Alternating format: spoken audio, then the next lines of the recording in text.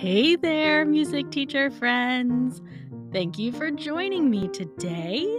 Christina Whitlock here, your host and APTF. That's Anytime Piano Teacher Friend. It's that time of year where a lot of us are doing some year end evaluations. And whether you do that formally or as just a general end of school year reflection, I think it's really important to consider how we are measuring our students' progress. So, that's exactly what we're talking about today. This is episode 127 of the Beyond Measure podcast. Cheers to measuring progress. Let's begin with what inspired me to talk about this topic today, shall we? I just finished all of my end of year student evaluations, and I will say that I even did them alongside some parent meetings, thanks to inspiration from Amy Chaplin at Piano Pantry. Thanks, Amy. I talk a lot more in depth about my simple approach to student evaluations way back in episode 14 of this podcast. So that is definitely worth a listen if you would like to know more. But this recent round of written evaluations I did for my students had four sections.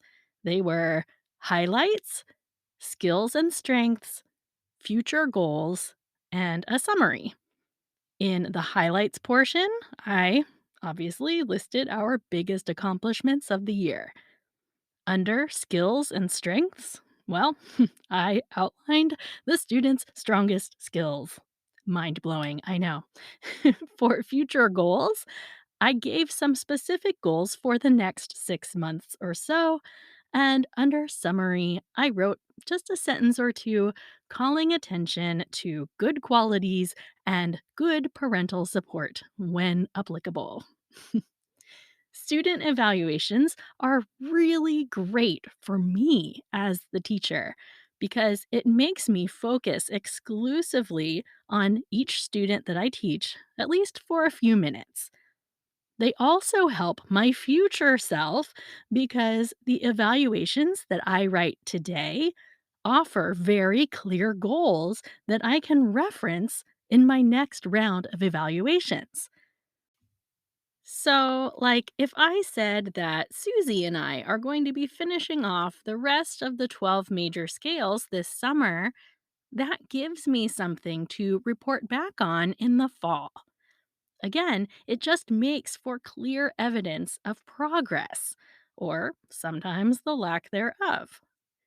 But let's talk about that whole sticky term, progress, shall we? I have talked a lot about progress here on the podcast. I will link some of those episodes in the show notes for today. But this morning, I wanted to talk about the different ways that we can measure progress in our students. Because, let's face it, it can be a difficult thing to quantify. Before we tackle progress in our studios, humor me while I zoom out for a second on the bigger issue of measuring progress here in the United States when it comes to our school systems. Obviously, this is a complex issue, but I think it's fair to say that the research is telling us that we do a pretty rotten job of assessing what students actually know and what they are actually capable of doing in school. For instance, this obsession that we have with standardized testing here in our country is only helping measure the understanding in one type of student. And I just have to say, I was very fortunate because I was that kind of student. I loved standardized testing time because I always got the highest scores, and they made me feel a huge sense of accomplishment and belonging. And I mean, that was great and all, but I now recognize the harmful impact they have in the other direction for the students who didn't test well in that setting. So, anyway, we're obviously not tackling that whole puzzle today, but I will say this. I think it's obvious that there is more than one way to measure how much someone has learned in a year. Wouldn't you agree? You cannot assume that students with poor grades learned less than students with higher grades. It would be great if you could, but it's just not that simple. And yet, our young people still find themselves in classroom situations and in evaluations that are designed to favor one type of learner. That just really breaks my heart. So, as we look back to the music studio, I bring up all of that stuff because I don't want to be guilty of that same phenomenon when it comes to evaluating the progress of my students. I don't want to paint one static picture of what progress looks like in piano lessons and then hold everyone to that one same standard.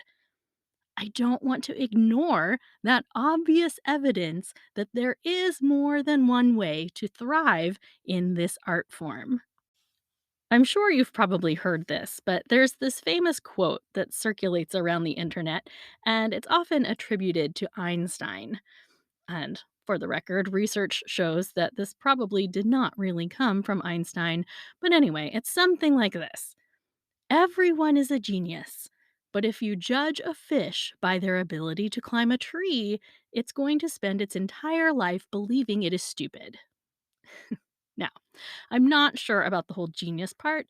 I do not think everyone is a genius. I think that's a misuse of that term. But I do very much believe the second part, that a fish is surely good at lots of things.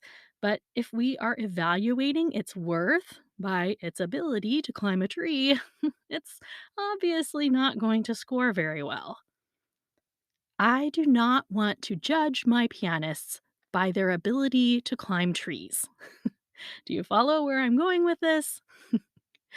I was really thinking of this as I worked through my student evaluations for two particular siblings this year. We are talking about two very busy teenagers. They're good players, they're sweet kids, but they did not log the practice hours at home that they usually do. Transitions to high school and all. Well, it dawned on me as I prepared their evaluations how caught up we get sometimes as teachers in how many pieces a student finishes in a year. How many books they complete, how many solos they memorize, or whatever.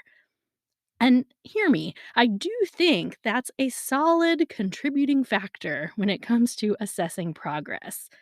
It's one of the reasons I love things like 40-piece challenges, because in the end, getting students through a lot of repertoire is really always going to be a good thing. But in the case of these siblings, when I went through our records, it really hit me how few pieces they actually completed this year. And I started to panic. And I thought, yikes, this was a really rough year for them. And then I started questioning myself. And then I started questioning what their parents were going to say.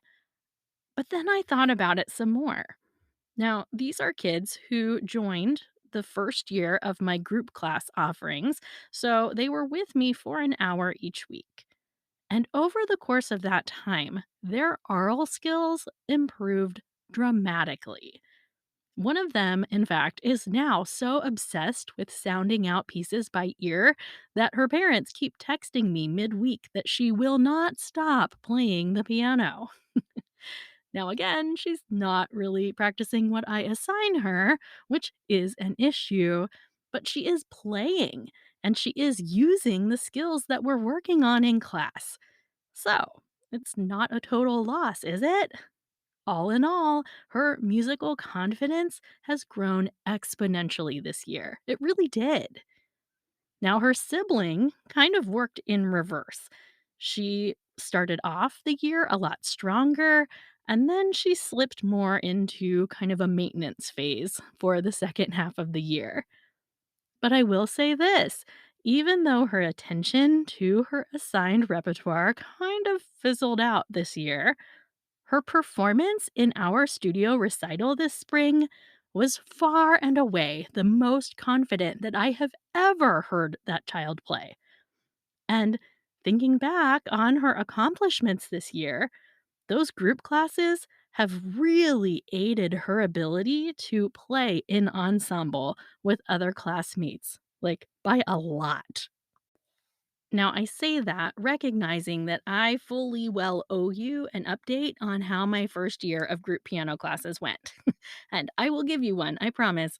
But for right now, I will just tell you this, that at the start of the year, when I would have my students play in ensemble together, oh man, it was rough. It was such an illustration of the benefits of group piano because my students who were enrolled in group classes this year really improved their ability to hold their own in ensemble work this year. And the biggest success story in that regard is likely this student that I'm talking about right now. She has improved so much in her ability to play with a group. And as I worked through her accomplishments this year, it dawned on me how far her physical approach to the instrument has come and how fluid her scales are lately. And before I knew it, I had all kinds of improvements to highlight for this year. So, did these girls do an ideal amount of work at home this year? Absolutely not. Did I indicate that on their evaluations? Of course I did. But was this year a waste of money or a waste of time? No, like not in any way, shape, or form. They didn't just maintain their previous level of skills. I mean, both of them showed significant progress in multiple musical related areas. I just had to take an extra breath and really consider where we had started the year. But if I had judged their year based on how many pieces they completed, well, we're kind of back to the fish climbing a tree, right? So I just say this to you today, my dearest teacher friends, to remind you that progress shows up in a whole host of different ways. And this isn't just about sugarcoating things or scraping the bottom of the barrel to try to find something positive to say. This is about taking honest stock of what has happened within the walls of your studio this year. And I happen to believe that if a student has been consistent in their lesson attendance this year, they did make progress, regardless of what they did at home.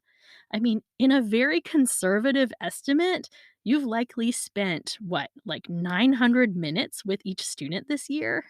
That's 15 hours, friends. And again, that's a really conservative estimate. Your student has learned something from you during those 15 hours. I promise. Now, is it what you wanted them to learn? Maybe that's another question for a different day. In all seriousness, though, friends, promise me this. Promise you are going to take some time to examine how you measure progress in your studio. There are lots of ways that we typically do this. There are things like scales and arpeggio challenges, 40-piece challenges, celebrating students when they level up in their method books, festival and competition assessments, 100 days of practice challenges, theory exams, balancing their repertoire requirements, and, all kinds of incentive programs. And those things are all great. Just know that every single one of those challenges are going to measure one very specific type of progress. They are going to give you a fraction of the picture of what a student has learned this year. So don't end up measuring all of your students by their ability to climb a tree, okay? In fact, don't measure any of them by their ability to climb a tree. You know what I mean. Let's toast before this all turns into nonsense, shall we?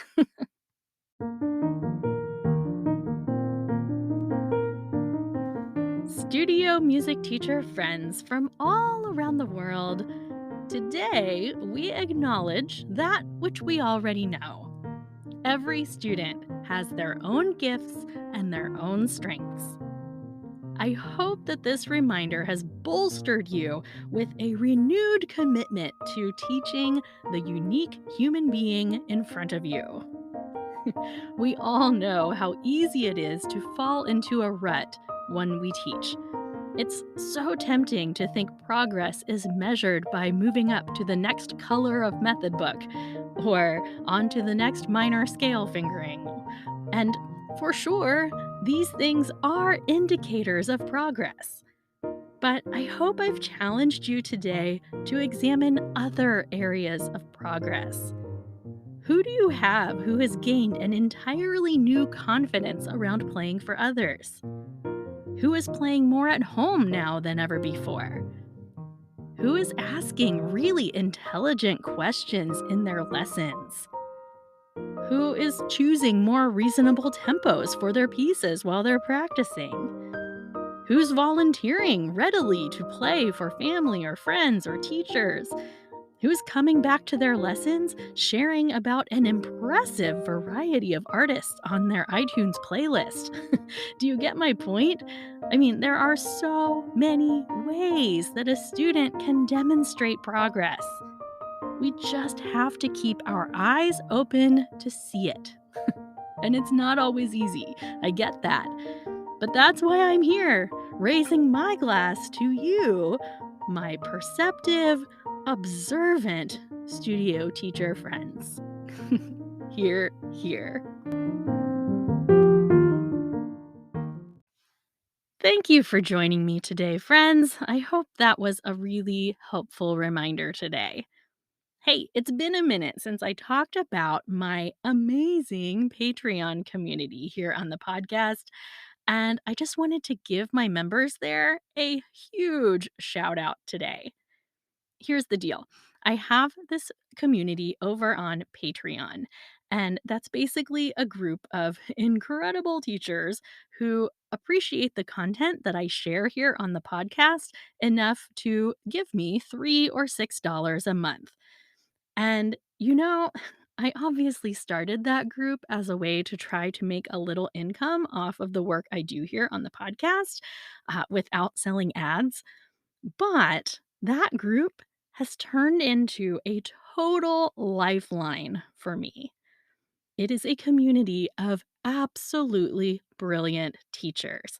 And I mean, just wow, they enrich my life so much. I can't even begin to tell you.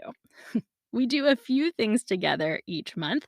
First of all, we have Monday morning power hours every Monday morning. And that's a time for all of us to log in for an hour and just work on whatever we need to work on together. So I have some people that show up and clean their kitchens that hour. I have others who clean out their inboxes or who do like lesson prep for the week that hour. Personally, that's when I try to write the content for the podcast coming out the next week. But I've just got to tell you that I have really found Monday mornings to be like one of my favorite times of the week now because I just love logging in and getting to see the faces of some of my very favorite people. So that's a lot of fun. And we also, at the end of the month, have a special meeting for anyone who pledges $6 a month. And that time is 1 hour. And the first half is devoted to answering questions or brainstorming solutions to our problems together. And then the second half is what I call Teachers Teaching Teachers, which is where I introduce a specific piece of repertoire and then we work through the ways that we could teach that piece to our students. So we problem solve the tricky parts, we talk about big picture applications of the concepts, the whole thing. And again, because this community has turned into a magnet for brilliant teachers, that hour is so life giving. And it's also recorded for those who can't make it live. So, anyway, I just wanted to shout out my Patreon community because they do enrich my life exponentially. I look forward to my time with them every week, and they just give back every bit to me as they say I give to them. So, if you are interested in joining that community, head on over to patreon.com/beyond measure podcast or check out the link in today's episode notes.